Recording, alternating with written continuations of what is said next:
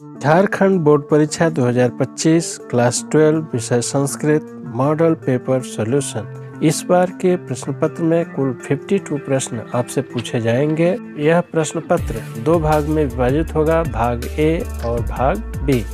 भाग ए में 1 से 30 तक बहुविकल्पीय प्रश्न होंगे, जिसमें सभी प्रश्न अनिवार्य हैं। प्रत्येक प्रश्न के लिए 1 अंक निर्धारित होगा। भाग बी में 3 खंड होंगे, खंड ए, खंड बी, खंड सी। खंड ए में प्रश्न संख्या 31 से 38 तक अति लघु उत्तरीय प्रश्न होंगे, जिनमें किन्हीं 6 प्रश्नों के आपको उत्तर देने हैं और प्रत्येक प्रश्न के लिए 2 अंक निर्धारित हैं। इसी तरह खंड बी में प्रश्न संख्या 39 से 46 तक लघु उत्तरीय प्रश्न है। यहाँ भी किन्हीं 6 प्रश्नों के उत्तर आपको देने हैं। प्रत्येक प्रश्न के लिए 3 अंक निर्धारित हैं। और खंड सी में प्रश्न संख्या 47 से 52 तक यह दीर्घ उत्तरीय प्रश्न है। यहाँ किन्हीं 4 प्रश्नों के उत्तर देने हैं। प्रत्येक प्रश्न के लिए 5 अंक निर्धारित है।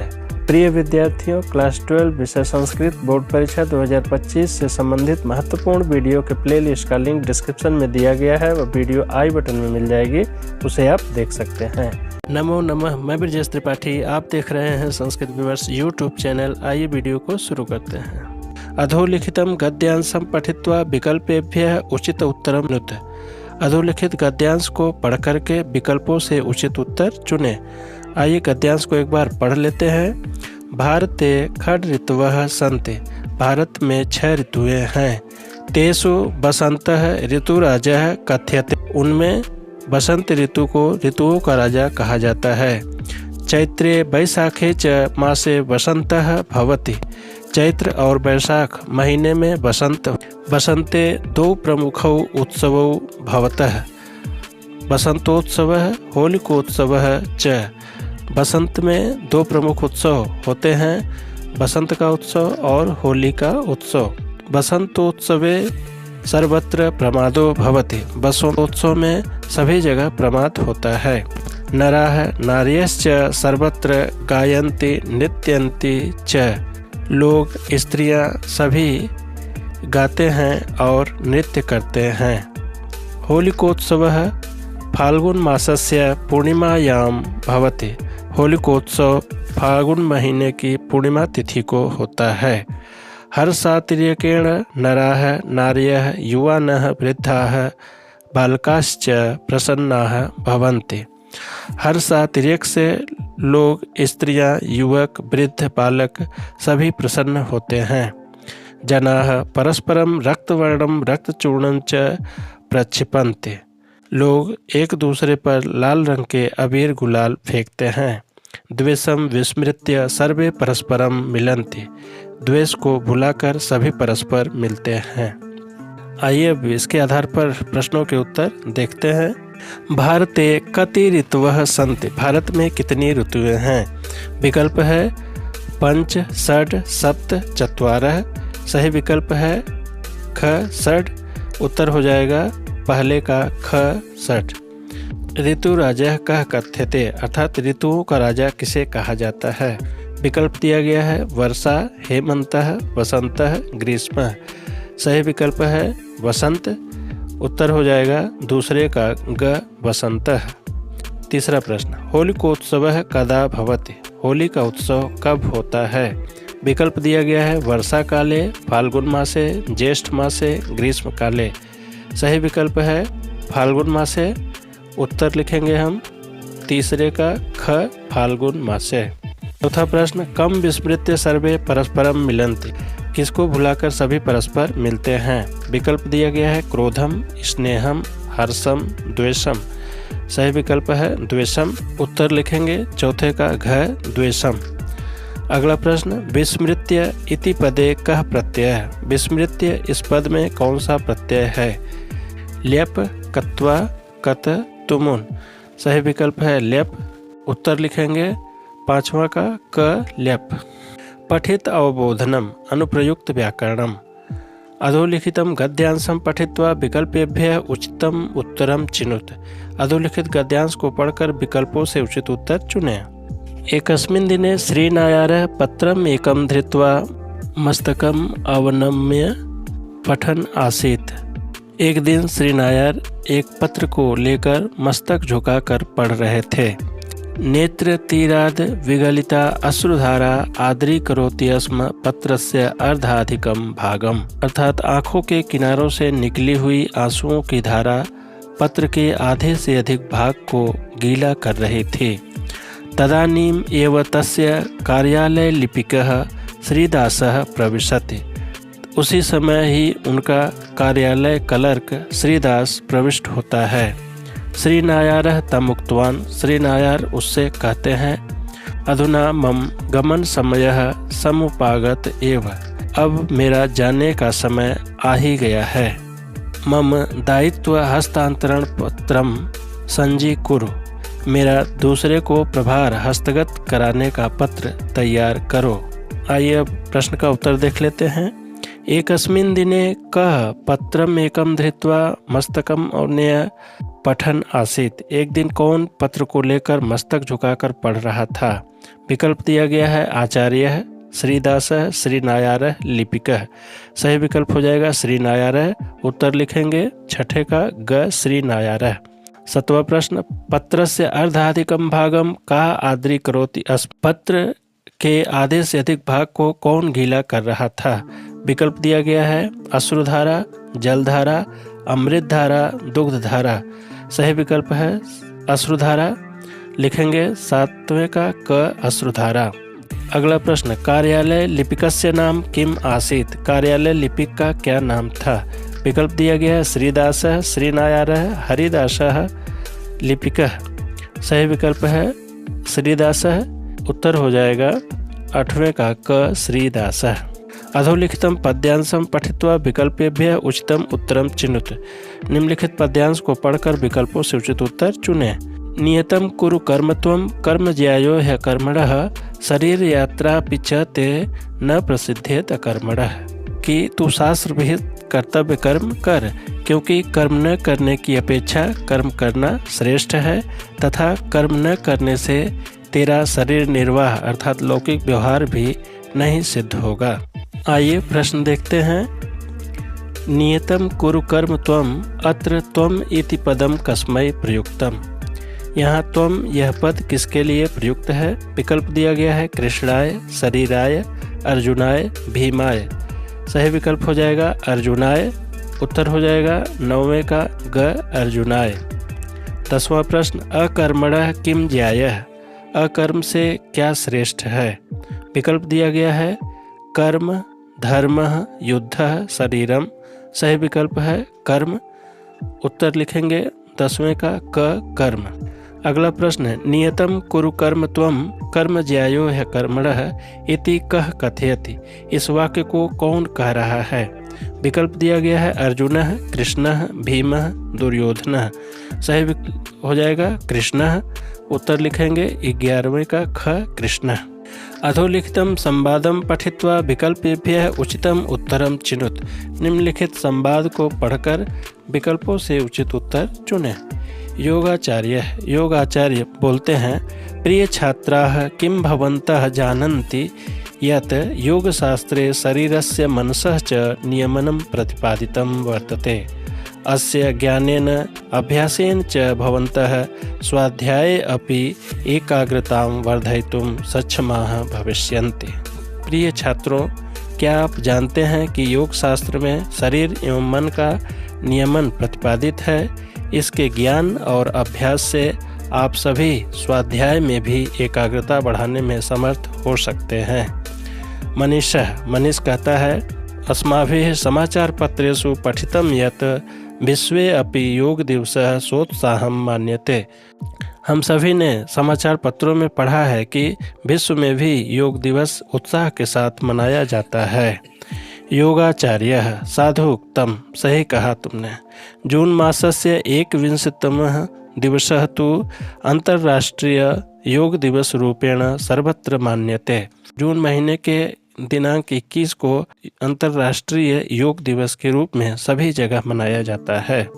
मोहिनी कहती है, आचार्य सम्प्रति वयं योग विषये सविस्तरं ज्ञातुम इच्छामः। आचार्य हम सभी योग के विषय में विस्तार के साथ जानने की इच्छा रखते हैं। आइए अब इसके आधार पर हम लोग प्रश्न देखते हैं। शरीरस्य मनसः च नियमनम कुत्र प्रतिपादितम वर्तते। शरीर और मन का नियमन कहाँ प्रतिपादित है? विकल्प दिया गया है योग शास्त्रे, धर्मशास्त्रे, समाचार पत्रे, अर्थशास्त्रे। सही विकल्प हो जाएगा योग शास्त्रे। उत्तर लिखेंगे 12वां का योग शास्त्रे। अगला प्रश्न योग दिवसः कस्मिन् मासे मान्यते। योग दिवस को किस महीने में मनाया जाता है? विकल्प दिया गया है जून, जुलाई, अगस्त, जनवरी। सही विकल्प है जून। उत्तर लिखेंगे 13 जून। अगला प्रश्न छात्राः कस्मिन् विषये ज्ञातुम् इच्छन्ति। छात्र किस विषय में जानने की इच्छा रखते हैं? विकल्प दिया गया है संगीत विषय, योग दिवसे, योग विषय, धर्मशास्त्रे। सही विकल्प हो जाएगा योग विषय। इसका उत्तर लिखेंगे 14 योग विषय। उचित विकल्पेन रिक्त स्थानानि पूरयत। उचित विकल्पों से रिक्त स्थान की पूर्ति कीजिए। रिक्त स्थान परितः वृक्षाः सन्ति। विकल्प दिया गया है गृहस्य, गृहेन, गृहाणि, गृहम। सही विकल्प हो जाएगा गृहम। उत्तर लिखेंगे 15 गृहम। अगला प्रश्न रिक्त स्थान संस्कृतम रोचते। विकल्प दिया गया है मम, मया, मह्यम, अहम। सही विकल्प हो जाएगा मह्यम। वाक्य हो जाएगा मह्यम संस्कृतम रोचते। उत्तर लिखेंगे 16 मह्यम। अगला प्रश्न माता च पिता च अस्य सामासिक पदम किम। इसका सामासिक पद क्या होगा? विकल्प दिया गया है पितरौ, मातरौ, माता पिता, मातृपितरौ। सही विकल्प है पितरौ। उत्तर लिखेंगे 17 पितरौ। अगला प्रश्न सोवदत का संधि विच्छेद होगा। विकल्प दिया गया है सा जोड़ वदत, स जोड़ अवदत, सो जोड़ वदत, सह जोड़ अवदत। सही विकल्प है सह जोड़ अवदत। उत्तर लिखेंगे हम 18 सह जोड़ अवदत। अगला प्रश्न स्वकार्यं त्यक्त्वा अपरस्य सहकारस्तस्य परम धर्मः। अत्र त्यक्त्वा इति पदे प्रत्यय। यहाँ त्यक्त्वा इस पद में क्या प्रत्यय है? विकल्प है त कत्वा, तबियत, अनियर। सही विकल्प हो जाएगा कत्वा। उत्तर लिखेंगे 19 कत्वा। 20वां प्रश्न क्री जोड़ तुमुन से शब्द बनेगा। विकल्प दिया गया है कर्तुम, करोतु, कृत्वा, करणीय। सही विकल्प हो जाएगा कर्तुम। उत्तर लिखेंगे 20 कर्तुम। रचनात्मक कार्यम संस्कृत साहित्य इतिहास परिचय। उत्तरार्थम उचित विकल्पम चिनुत। उत्तर के लिए उचित विकल्प चुनें। गद्य पद्य मिश्रितम काव्यम कीदृशम काव्यम कथ्यते। गद्य पद्य से मिश्रित काव्य को कैसा काव्य कहा जाता है? विकल्प दिया गया है गद्य काव्यम, महाकाव्यम, चंपू काव्यम, गीति काव्यम। सही विकल्प हो जाएगा चंपू काव्यम। उत्तर लिखेंगे 21 चंपू काव्यम। 22वां प्रश्न आदि काव्यम कह कथ्यते। आदि काव्य किसे कहा जाता है? विकल्प दिया गया है मेघदूतम, महाभारतम, रामायणम, हर्षचरितम। सही विकल्प है रामायणम। उत्तर हो जाएगा 22 रामायण। 23वां प्रश्न नाटकम कीदृशम काव्यम अस्ति। नाटक किस प्रकार का काव्य है? विकल्प दिया गया है दृश्य काव्यम, श्रव्य काव्यम, खंड काव्यम, महाकाव्यम। सही विकल्प होगा दृश्य काव्यम। उत्तर लिखेंगे 23 दृश्य काव्यम। अगला प्रश्न कह बाणभट्टस्य रचना अस्ति। कौन बाणभट्ट की रचना है? मेघदूतम, हर्षचरितम, पंचतंत्रम, हितोपदेशम। सही विकल्प है हर्षचरितम। उत्तर लिखेंगे 24 हर्षचरितम। 25वां प्रश्न कति वेदाः। वेद कितने हैं? विकल्प दिया गया है त्रयः, पंच, चत्वारः, षड्। सही विकल्प हो जाएगा चत्वारः। उत्तर लिखेंगे 25 चत्वारः।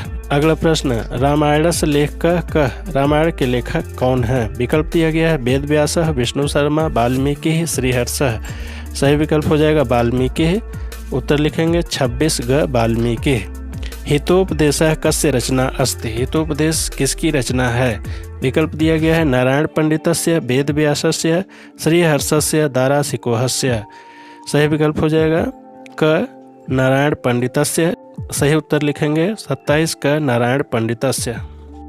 28वां प्रश्न प्रधानाचार्यं प्रति लिखितं पत्रं कीदृशं पत्रं भवति। प्रधानाचार्य को लिखा गया पत्र किस प्रकार का पत्र होता है? विकल्प दिया गया है संदेशम, अनौपचारिकम, औपचारिकम, संवादम।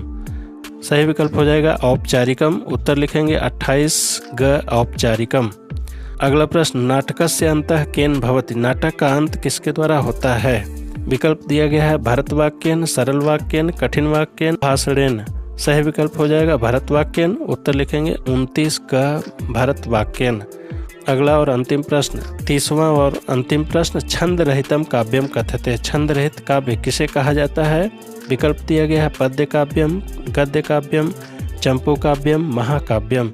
सही विकल्प हो जाएगा गद्य काव्यम। उत्तर लिखेंगे 30 ख गद्य काव्यम। प्रश्न संख्या 31 से 52 तक के प्रश्नों को हल करेंगे जिससे परीक्षा में पूर्ण अंक प्राप्त हों। अपठितांश अवबोधनम, पठितांश अवबोधनम। प्रश्न संख्या 31 से 38 तक अति लघुत्तरीय प्रश्न दिए गए हैं। इस खंड में कुल 8 प्रश्न दिए गए हैं जिनमें किन्हीं 6 प्रश्नों के उत्तर आपको लिखने हैं। प्रत्येक प्रश्न के लिए 2 अंक निर्धारित हैं। अधोदत्तम गद्यांशम पठित्वा प्रश्नानाम उत्तराणि निर्देशानुसारेण लिखन्तु। निम्नलिखित गद्यांश को पढ़कर प्रश्नों के उत्तर निर्देश के अनुसार लिखें। भूमि अत्र अस्माकं पूर्वजाः ऋषयः मुनयः च विश्वं कुटुम्बवत् पश्यन्ति अस्म। हमारे पूर्वज ऋषि और मुनि विश्व को परिवार के समान देखते थे। ऋषि भारतम शांति व्यासः अपि अकथयत् परोपकार पुण्याय पापाय परपीडनम इति। महाभारत में महर्षि व्यास जी ने कहा है कि परोपकार पुण्य है और दूसरों को कष्ट देना ही पाप है। एतद् वाक्यम द्वयमेव सर्वेषां धर्म ग्रंथानां सारः। यह 2 वाक्य सभी धर्म ग्रंथों का सार है। उपनिषत्सु अपि वर्णितम् अयं मानवः सर्वान् आत्मवत् पश्यति सः एव वस्तुतः पश्यति। उपनिषदों में भी वर्णित है कि मनुष्य सभी को अपने समान देखता है। इदानीं केचन शिक्षिताः अपि मार्गभ्रष्ट भूत्वा समाज विरोधी कार्याणि कुर्वन्ति इति खेदस्य विषयः। इस समय कुछ शिक्षित भी मार्गभ्रष्ट होकर समाज विरोधी कार्य करने लगते हैं। यह खेद का विषय है। अतः शिक्षायां नैतिक मूल्यानां विकासाय अधिकाधिक प्रयत्न करणीयः। इसलिए शिक्षा में नैतिक मूल्यों के विकास के लिए अधिक से अधिक प्रयत्न करना चाहिए। येन विद्या संस्कारम दद्यात् विनयम वर्धयेत् शीलम च विकासयेत्। जिससे विद्या संस्कार दे, विनय को बढ़ाए, वह शील का विकास करे। आइए प्रश्न का उत्तर देखते हैं। पूर्ण वाक्येन उत्तरत् शिक्षायां केषां विकासाय प्रयत्न करणीयः। शिक्षा में किसके विकास के लिए प्रयत्न करना चाहिए। तो इसका उत्तर हो जाएगा शिक्षायां नैतिक मूल्यानां विकासाय अधिकाधिक प्रयत्न करणीयः। शिक्षा में नैतिक मूल्यों के विकास के लिए अधिक से अधिक प्रयत्न करना चाहिए। यह पूर्ण वाक्येन उत्तरत् इसका हो जाएगा। अगला प्रश्न, विद्या कम वर्धयेत्। विद्या किसको बढ़ाए। इसका उत्तर हो जाएगा पूर्ण वाक्य में विद्या विनयम वर्धयेत्, अर्थात विद्या विनय को बढ़ाए। अकथयत इति क्रियापदस्य कर्तृपदम किम। अकथयत इस क्रियापद का कर्तापद कौन है। तो गद्यांश में लिखा हुआ है व्यासः, तो यहाँ लिख देंगे हम व्यासः। विकासाय इति पदे का विभक्ति है। विकासाय इस पद में कौन सी विभक्ति है। तो चतुर्थी विभक्ति एकवचनम। अशिक्षिताः इति पदस्य विलोम पदम अत्र किम प्रयुक्तम। अशिक्षिताः इस पद का विलोम पद इस गद्यांश में क्या प्रयुक्त है। तो हो जाएगा शिक्षिताः। अगला प्रश्न, ऋषि व्यासः अपि अकथयत् अत्र अव्यय पदम किम। यहाँ पे अव्यय पद कौन सा है। तो उसका सही उत्तर हो जाएगा अपि। अधोदत्तम गद्यांशम पठित्वा प्रश्नानाम उत्तराणि निर्देशानुसारेण लिखन्तु। निम्नलिखित गद्यांश को पढ़कर प्रश्नों के उत्तर निर्देश के अनुसार लिखें। भवादृशा एव भवन्ति भाजनानि उपदेशानाम। सुकनास चंद्रपीठ से कहते हैं आप जैसे ही उपदेशों के पात्र होते हैं। अपगत मले ही मनसि विशन्ति सुखेन उपदेश गुणाः। दोष रहित होने पर ही मन में सुख से उपदेश के गुण प्रविष्ट होते हैं। हरति अति मलिनम अपि दोष जातम गुरुपदेशः। गुरु का उपदेश अत्यंत मलिन भी दोष समूह को हर लेता है। गुरुपदेशश्च नाम अखिल मल प्रक्षालन क्षमम अजलम स्नानम। गुरु का उपदेश संपूर्ण मल को धोने में समर्थ बिना जल का स्नान है। विशेषण तो राज्ञाम बिरला ही तेषाम उपदेष्टारः। विशेष रूप से राजाओं के लिए, क्योंकि उन्हें बिरले ही उपदेश देने वाले मिलते हैं। राजवचनम अनुगच्छति जनो भयात्, लोग राजा के वचनों का भय के कारण पालन करते हैं। उपदेश्यमानम अपि ते न शृण्वन्त, और उपदेश दिए जाने पर भी वे राजा लोग नहीं सुनते हैं। अवधीर्यन्तः खेदयन्ति हितोपदेशदायिनो गुरून्, और हित का उपदेश करने वाले गुरुओं को वह कष्ट पहुंचाते हैं और उन्हें खिन्न करते हैं। आइए इसके आधार पर हम प्रश्नों के उत्तर देखते हैं। पूर्ण वाक्येन उत्तरत। गुरूपदेशः कीदृशं दोष जातम हरति, गुरु का उपदेश कैसे दोष समूहों को हर लेता है। तो सही उत्तर हो जाएगा हरति अति मलिनम अपि दोष जातम गुरूपदेशः, अर्थात गुरु का उपदेश अत्यंत मलिन दोष समूहों को भी हर लेता है। अजलम स्नानम किम, बिना जल का स्नान क्या है। गुरूपदेशश्च नाम अखिलम मल प्रक्षालन क्षमम अजलम स्नानम है। गुरु का उपदेश संपूर्ण मल को धोने में समर्थ बिना जल का स्नान है। निर्देशानुसारेण उत्तरत, निर्देश के अनुसार उत्तर दें। क उपदेश्य इति पदे कह प्रत्यय, उपदेश्य इस पद में कौन सा प्रत्यय है। तो यहाँ लेप प्रत्यय है, क्योंकि उपसर्ग दिस धातु और लेप प्रत्यय से बना है यह शब्द उपदेश्य।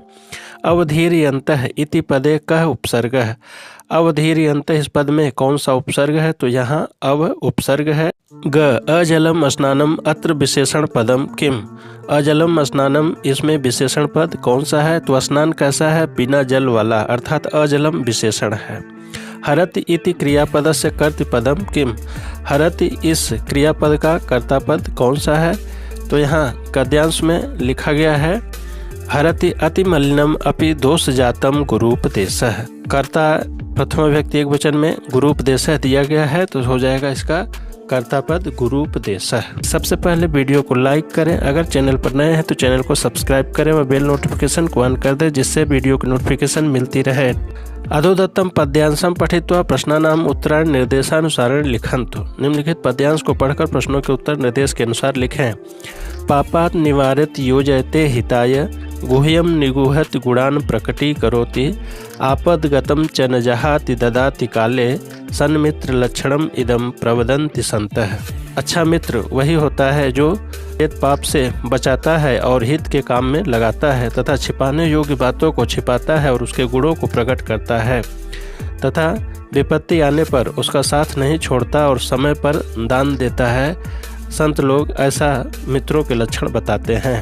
अब इसके आधार पर हम प्रश्नों के उत्तर देखते हैं। पूर्ण वाक्येन उत्तरत। पापात् कह निवार्यति, पाप से कौन दूर हटाता है या बचाता है। तो उत्तर हो जाएगा सन्मित्रम, पापात् सन्मित्रम निवार्यति। सन्मित्रम कान प्रकटीकरोति, अच्छा मित्र किसको प्रकट करता है। तो सन्मित्रम गुणान प्रकटीकरोति, अच्छा मित्र गुणों को प्रकट करता है। निर्देशानुसारेण उत्तरत, निर्देश के अनुसार उत्तर दें।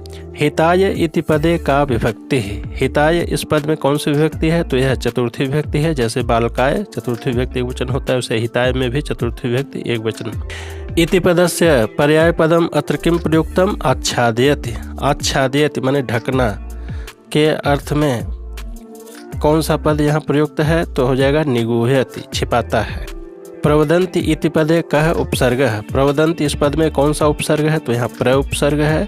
प्रकटीकरोति इति क्रियापदस्य कर्तृपदम किम, प्रकट करता है इस क्रियापद का कर्तापद कौन सा है। तो कर्तापद यहाँ श्लोक में सन्तः शब्द प्रयुक्त है, जो प्रथमा विभक्ति एक वचन, कर्ता में भी प्रथमा विभक्ति एक वचन का प्रयोग होता है, तो इसलिए यहाँ सन्तः हमारा उत्तर हो जाएगा।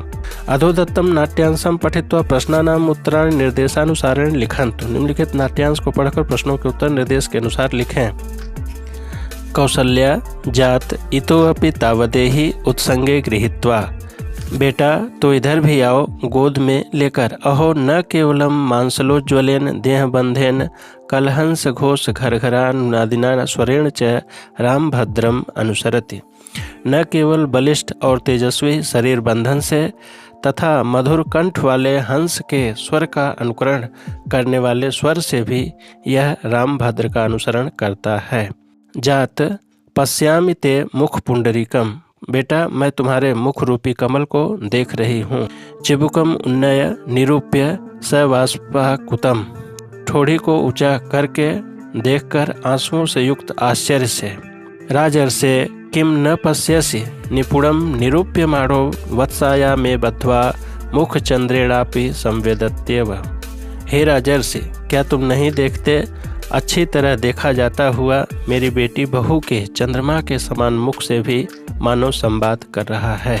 अब इसके आधार पर हम लोगों को प्रश्न के उत्तर लिखने हैं। पूर्ण वाक्यन उत्तरत है। लवः राम भद्रम कथम अनुसरति, लव भगवान राम का कैसे अनुसरण करता है।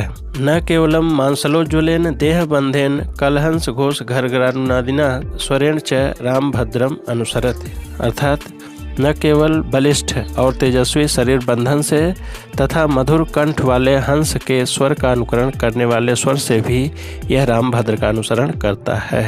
निपुणम निरूप्यमाणो वत्साया में बद्ध्वा मुख चंद्रेणापि संवेदत्येव, अत्र में इति पदम कस्मै प्रयुक्तम।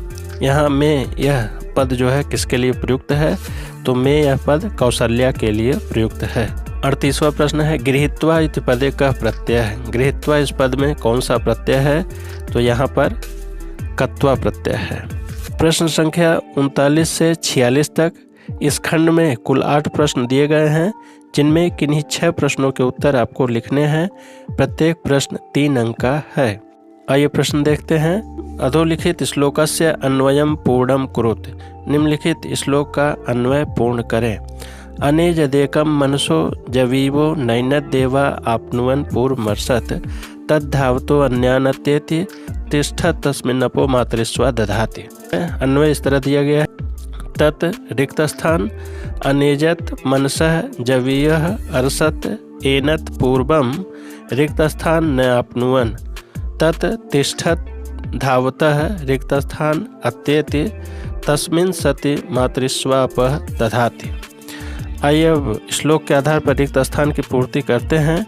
तो यहाँ हो जाएगा तत्, रिक्त स्थान में हो जाएगा एकम, श्लोक बन जाएगा तत् एकम अनेजत मनसः जवीयः अर्षत एनत पूर्वम, यहाँ रिक्त स्थान में हो जाएगा देवाः न आपनुवन तत् तिष्ठत धावतः, यहाँ रिक्त स्थान में हो जाएगा श्लोक से अन्यान अत्येति तस्मिन् सति मातृस्वापः दधाति।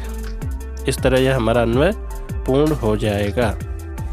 रेखांकित पदानि आधृत्य प्रश्न निर्माणम कुरुत, रेखांकित पद के आधार पर प्रश्न निर्माण कीजिए। एकैकस्य शब्दस्य बहवः अभ्रंशाः सन्ति, यहाँ रेखांकित पद अभ्रंशाः है, इसके आधार पर हमें प्रश्नवाचक वाक्य बनाना है।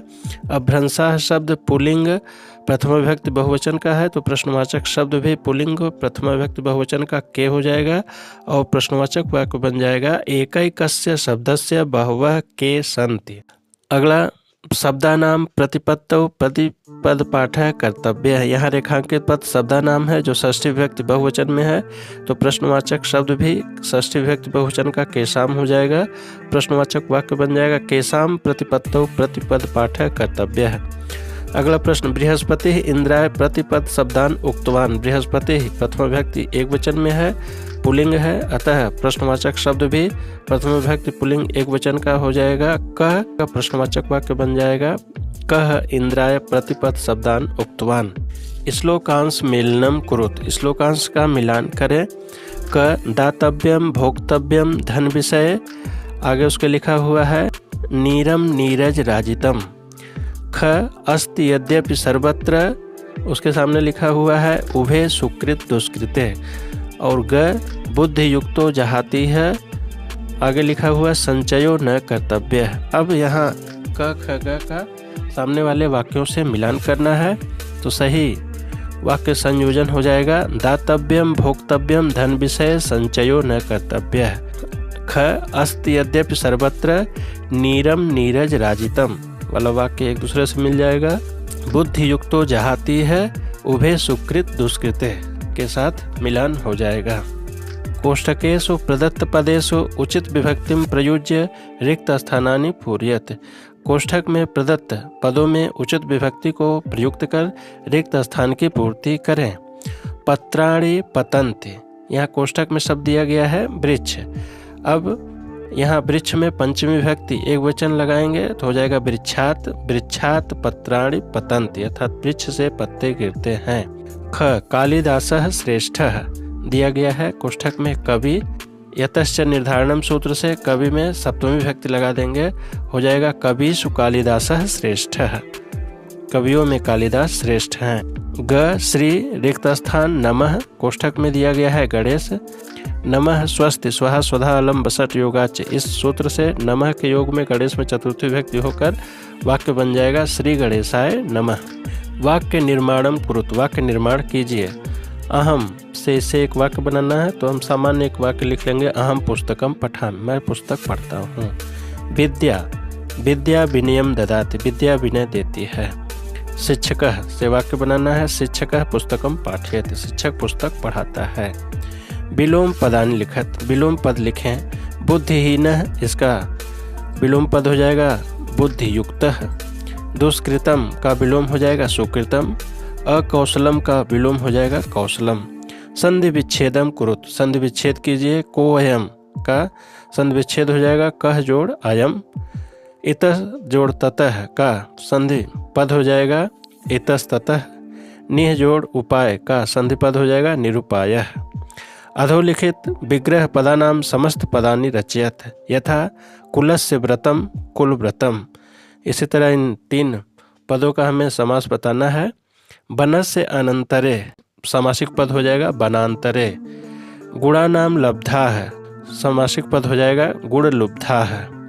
प्रकृत्या सिद्धम का समासिक पद हो जाएगा प्रकृति सिद्धम। इस खंड में प्रश्न संख्या 47 से 52 तक कुल 6 प्रश्न दिए गए हैं, जिनमें किन्हीं 4 प्रश्नों के उत्तर आपको लिखने हैं। यहाँ के प्रत्येक प्रश्न 5-5 अंक के हैं। आइए प्रश्न देखते हैं। अधोदत्तम चित्रम दृष्ट्वा मंजूषा पद सहायतया 5 वाक्यानि लिखत, निम्नलिखित चित्र को देखकर मंजूषा पद की सहायता से 5 वाक्य संस्कृत में लिखें। मंजूषा में पद क्या दिए गए हैं, पहले उनको हम लोग देख लेते हैं। उपवनम जिसका अर्थ होता है एक छोटा वन या उद्यान। वृद्धः पादपाः वृक्षाः पुष्पाणि बालः बाला कंदुकम गेंद महिला। चित्र को देखकर 5 सामान्य वाक्य संस्कृत में बनाने हैं। तो सबसे पहले हम एक वाक्य बना लेंगे, इदम उपवनस्य चित्रम अस्ति, अर्थात यह एक उपवन का चित्र है। चित्र में ढेर सारे वृक्ष दिख रहे हैं तो लिखेंगे चित्रे वृक्षाः सन्ति। चित्र में छोटे छोटे पौधे भी दिख रहे हैं तो लिखेंगे चित्रे पादपाः सन्ति। चित्र में देखिए इधर यहाँ फूल दिख रहे हैं तो लिखेंगे चित्रे पुष्पाणि सन्ति। चित्र में इधर देखिए पर्वत टाइप का दिख रहा है तो लिख लेंगे चित्रे पर्वतः अस्ति। तो इस तरह 5 वाक्य हो गया। अन्य भी हम इस आधार पर वाक्य लिख सकते हैं, जैसे यहाँ देखिए 2 वृद्ध भ्रमण कर रहे हैं तो लिख लेंगे चित्रे वृद्धौ भ्रमतः। और यहाँ 2 छोटे छोटे बच्चे गेंद से खेल रहे हैं तो इसको भी हम वाक्य बना सकते हैं, चित्रे बालौ कंदुकेन क्रीडतः। और यहाँ एक महिला खड़ी होकर देख रही है तो लिख लेंगे चित्रे महिला पश्यति। इसी तरह के सामान्य वाक्य आप कोई 5 बना सकते हैं। दिनद्वयस्य अवकाशार्थम स्वप्राचार्यं प्रति एकम आवेदन पत्रम लिखत, 2 दिन के अवकाश के लिए अपने प्राचार्य को एक आवेदन पत्र लिखें। जैसे हिंदी में सेवा में लिखते हैं तो यहाँ लिखेंगे सेवायाम। अब प्राचार्य को पत्र लिखने के लिए कहा गया है तो लिखेंगे प्राचार्य महोदय है। उसके नीचे विद्यालय का नाम लिखेंगे, +2 उच्च विद्यालय पिटरवार बोकारो। अब विषय लिखेंगे दिनद्वयस्य अवकाश प्राप्त्यर्थम आवेदन पत्रम, अर्थात 2 दिन के अवकाश के लिए आवेदन पत्र। अब लिखेंगे महोदय, यह लाइन छोड़ देंगे। यहाँ से लिखेंगे सविनयम निवेदयामि यत्, सविनय निवेदन है कि अहम भवतां विद्यालये 11 कक्षायां पठामि, मैं आपके विद्यालय में 11वीं कक्षा में पढ़ रहा हूँ। गत दिवसात् अहम तीव्र ज्वरेण पीड़ितः अस्मि, पिछले कुछ दिनों से मैं तेज बुखार से पीड़ित हूँ। अस्मात् कारणात् विद्यालयम् आगन्तुम् असमर्थः अस्मि, इस कारण से विद्यालय आने में असमर्थ हूँ। अतः दिन द्वयस्य 25/5/2022 दिनांकतः 26/5/2022 यावत् अवकाशं स्वीकृत्य भवन्तः माम् अनुगृह्णन्तु। अतः 2 दिन दिनांक 25/5/2022 से 26/5/2022 तक अवकाश स्वीकृत कर आप मुझ पर कृपा करें। यहाँ दिनांक लिखेंगे, जिस दिनांक को पत्र लिख रहे हैं वही दिनांक लिखेंगे। यहाँ लिखेंगे भवताम आज्ञाकारी शिष्य, आपका आज्ञाकारी शिष्य नाम लिखेंगे और इसके नीचे क्रमांक लिख देंगे। मंजूषातः उचित वाक्यानि गृहीत्वा अधोलिखितं संवादं पूर्य। मंजूषा में कौन कौन से शब्द दिए गए हैं? संस्कृतम, के लाभः, पठसि, बहवः, पठामि। इस तरह से संवाद हो जाएगा। श्यामः, श्याम कहता है मित्र किम त्वं संस्कृतम। तो यहाँ रिक्त स्थान है और यहाँ रिक्त स्थान में हो जाएगा पठसि, हो जाएगा मित्र क्या तुम संस्कृत पढ़ते हो।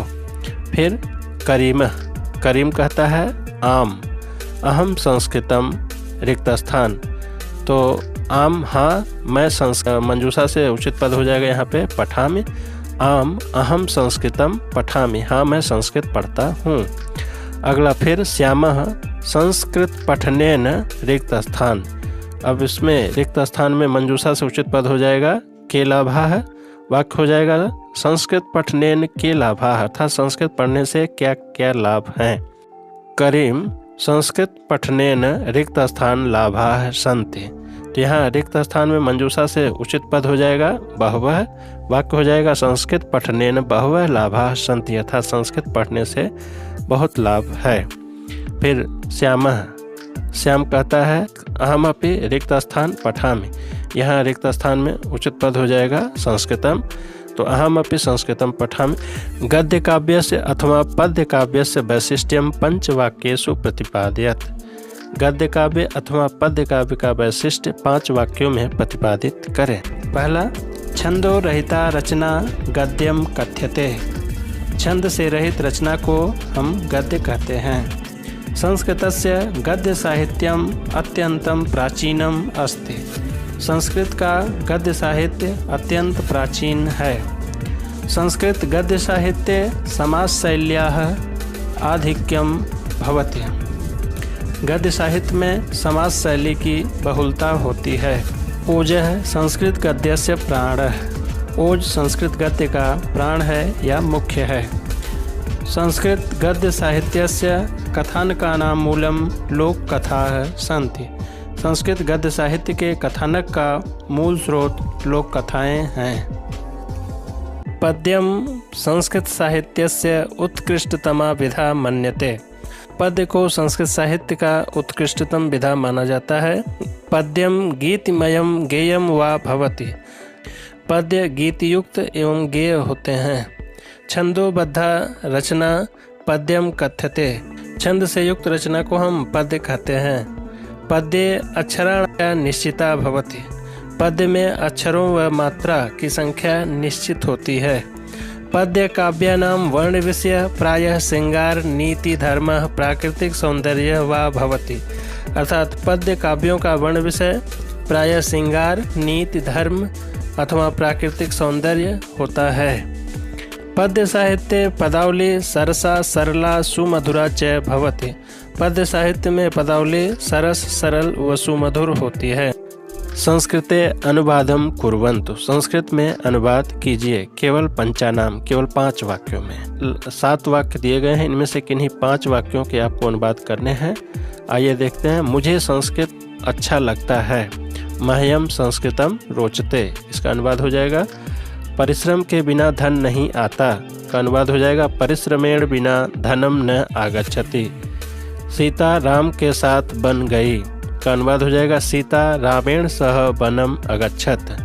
वह प्रतिदिन विद्यालय जाता है।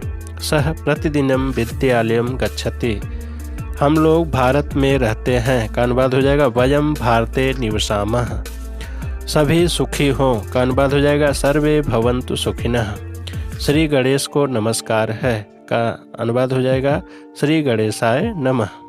अधोलिखित रचना नाम, लेख का नाम, नामानि लिखत। निम्नलिखित रचनाओं के लेखकों के नाम लिखें। केवल पंचानाम, केवल 5 के नाम लिखने हैं। आपको दिए गए हैं 7। देख लेते हैं कौन कौन से ग्रंथ दिए गए हैं। रामायणम, रामायण के लेखक हम सभी जानते हैं वाल्मीकि ही। शिवराज विजयम, यह उपन्यास है, इसके लेखक हैं अंबिका दत्त व्यास है। रघुवंशम, यह महाकाव्य है, इसके लेखक हैं कालिदास। महाभाष्यम, इसके लेखक पतंजलि हैं। योग सूत्रम, इसके भी लेखक पतंजलि हैं।